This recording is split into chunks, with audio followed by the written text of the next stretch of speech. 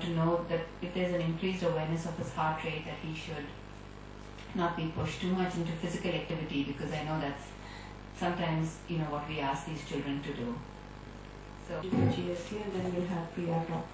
One question. And is there any role of liver transplantation system? If there is not so much involvement of heart or muscle involvement? Yeah, that's actually a very good question. There's a lot of clinical variability in GST type 3. So first of all, there are two subtypes of type 3. 3A, which involves the liver and the muscle, and 3B, which is primarily liver. So as we follow them, and as you rightly put it, if you have an abnormal structure of glycogen over the course of time, and even if you see from an early biopsy on this child that there is evidence of periportal fibrosis. So with time, they can develop liver cirrhosis. It's a micronodular liver cirrhosis, and it's typically very well compensated for years and years. Having said that, there's always a spectrum. We do have some younger patients who have developed liver failure and decompensated liver cirrhosis. We have had some patients who have developed liver adenomas, which are considered to be benign growths, but actually, as I'll show you in my lecture, some of them do become carcinoma focus. And so yes, there is a role of liver transplant, but it has to be done carefully because you're trading one condition for another, because there is that chronic immune suppression from a liver transplant. But yes, we have done successful liver transplant in patients. The idea is that it corrects the liver disease, but it does not correct the cardiac or the muscle disease. So we've had one patient who's had both a liver and a heart transplant and still is fairly myopathic. But not everyone develops a chronic myopathy. Some of them go through life with no problem at all, and some of them are wheelchair bound in their 40s and 50s. So yes, there is a role. So I think for these children, any double hit, like for instance hepatitis B or hepatitis C or alcoholism as they get older, are really problematic because you're adding to the burden of already somewhat compromised liver. So in terms of lifespan, my oldest patient is now in his 70s, and we have several in their 50s. So it's really a change from what was originally described, where they died by the first or second decade of life. They are now reaching into adulthood, and so we are now learning a whole bunch of new long-term issues with these diseases. So I feel I can retire, I have plenty of work to do, because as these individuals are getting older, we're just learning more and more about them. No, they do pretty well following a liver transplant, but you're absolutely right, Dr. Desai, we've not followed them long enough to see if there's a recurrence, because there is a deficiency, a genetic defect. But what you're hoping is that with the liver transplant, the source of this enzyme is the liver as well as the heart muscle. So you're hoping that you're making some normal enzyme to allow them to go through.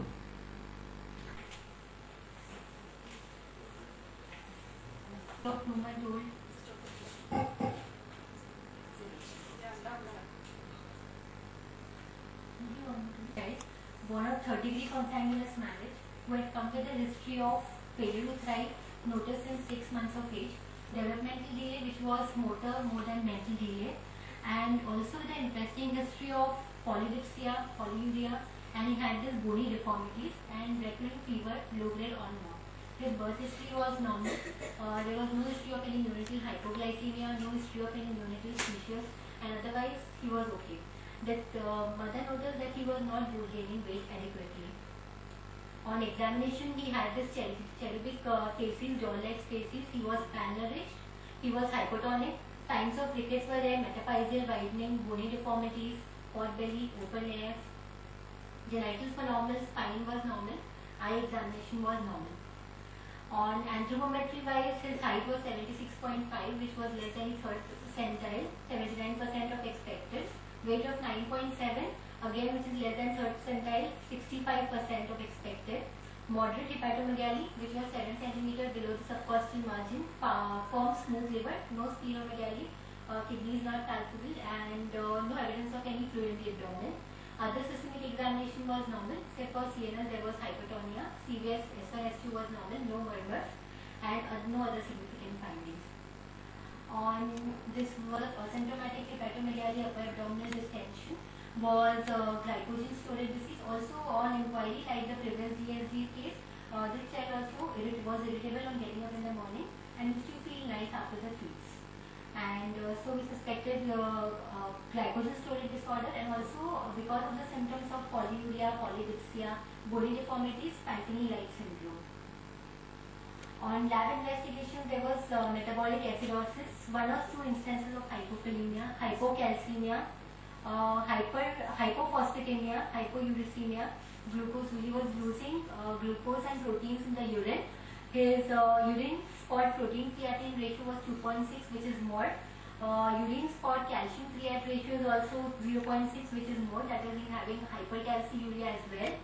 And urinary phosphorus was high, which is 22 mg per deciliter.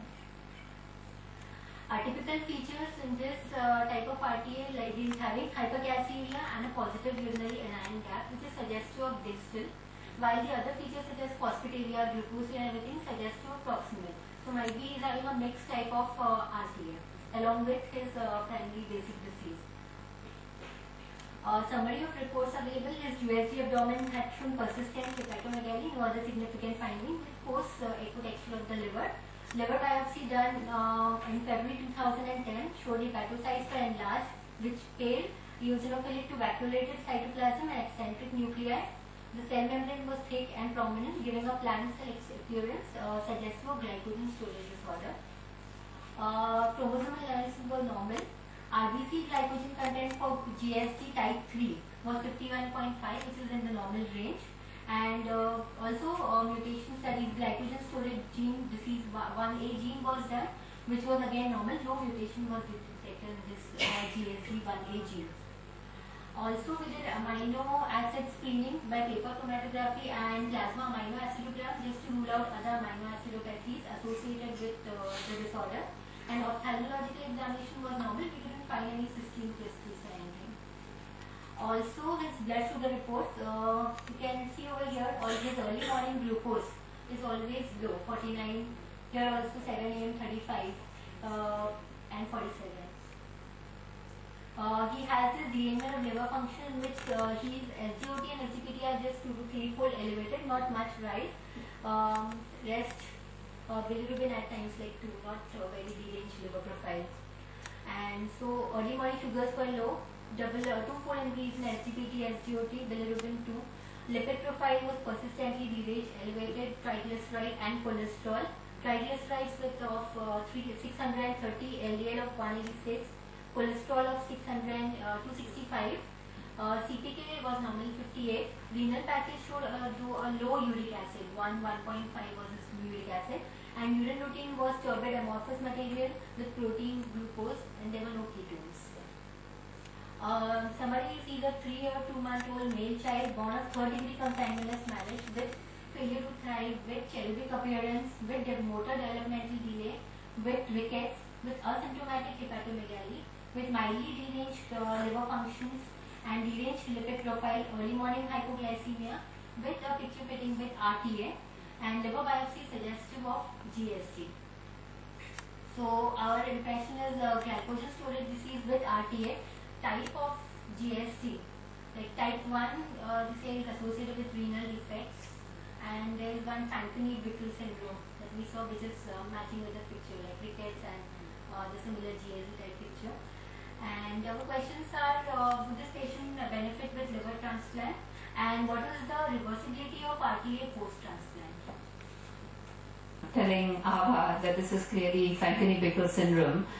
This is fairly, the presentation is very classic what you give of a mixed picture of a renal tubular acidosis, and I'll talk more about it during the lecture. So the finding of hepatomegaly plus renal involvement. So even with just hepatomegaly and renal involvement with a proximal renal tubular acidosis, what would your differential be without liver biopsy? What would you have thought of?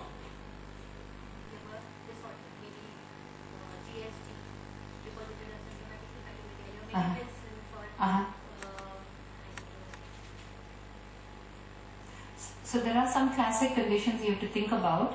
It could have been tyrosinemia just because of the renal tubular. It could have been galactosemia, once again because of the renal tubular. It could have been GST type 1 because of the renal tubular. It could have been Wilson. It could have been GST 11 because of what we are seeing. And I think there's one more, assisting disorder. I'm trying to think. My pediatrics needs some brushing up to, but which one? Yeah. So these are the things you have to think about, and then start with your differential in your mind what it could be based on the clinical findings. So now, if you had a child with galactosemia, I think the picture would have been elevated liver enzymes, prolonged PT, etc. If it was tyrosine, you would have done amino acids and seen marked elevation in tyrosine and methionine because of a sick liver, and also the presence of succinylacetone. And now, because you thought about a GST and you checked for glucoses, early morning glucoses were showing hypoglycemia, right? So I'll point out to you, because what we see in this is caused by a defect of GLUT2, which is a transporter, and the expression is also in the pancreatic islet cells. So they can actually have a picture like diabetes, which is what you're pointing out with the polyuria and the which of course could be due to renal tubular, but there are also some high glucoses which you're seeing in this particular case. So I think this is very classic for GST type 11. In terms of the management for this child, first is treating the renal tubular like you would do for anyone else, with phosphate replenishment, etc., all those symptomatic management. In terms of a liver transplant, I don't think it would correct the renal defect. Similar to in GSDs, where we do a liver transplant, you do not fix the renal issue with it, because the expression is also in the kidneys. And so the amount of expression which you have when you do a liver transplant, the amount of replacement that you're getting is not sufficient to correct overall. So these children can really turn around pretty well if you manage the renal tubular acidosis and if you provide the missing cornstarch. There are some papers and some literature talking about the use of a ketogenic diet with GST type 11. Honestly, I have not personally done it in the patients, but you can do what's called a modified ketogenic diet and see if that helps this young one. I would first do the basics and then take that to the next level. Actually work this up and put it together. In fact, the reason why this child came to us was for a second opinion on whether the child needs a liver transplant. So when would you say this child needs? Only when the liver demands a liver transplant? Not otherwise. Yeah, Not otherwise. exactly. Yeah. For any of these, because the liver transplant is not, I mean, it's very beneficial, and there have been lots of strides in the era of liver transplantation where the outcomes are much better, but it's still not a trivial procedure. I would not do it in a child like this, not yet. We've not done the basics of even correcting the metabolic derangement with simple replacement. Then if he is, having chronic issues of elevated liver enzymes and a persistent hypoglycemia, one can start to think about it, but I would not transplant at this level at all. But, I mean, dangerous hypoglycemias, but the liver is not too bad. I mean, there's no fibrosis or cirrhosis, but is having dangerous hypoglycemia. Would that be a good enough indication to transplant? No, because you can correct the hypoglycemia with something as simple as, cornstarch. So I would not. I definitely, first of all, I think the availability of liver is so limited that I would give it to a candidate who's more needy. And the second is, I just don't think that this meets the criteria for the risk-benefit ratio for a child like this for hypoglycemia to be corrected with a liver transplant. Is the presence of renal tubular acidosis contraindication for transplant? No, it's not a contraindication, because you could still treat the renal tubular acidosis. So that's the other point. I think you were mentioning about GST1 versus GST11. So the renal tubular acidosis of GST1 is actually fairly transient. We do talk about it as von Gierke's with both a nephromegaly and a hepatomegaly. But the kidney of a GST1 patient, you just think a diabetic kidney and the stages of progression, it completely mimics what you see in GST1. So the renal tubular ultimately becomes, a glomerular sclerosis, an end-stage kidney for it. So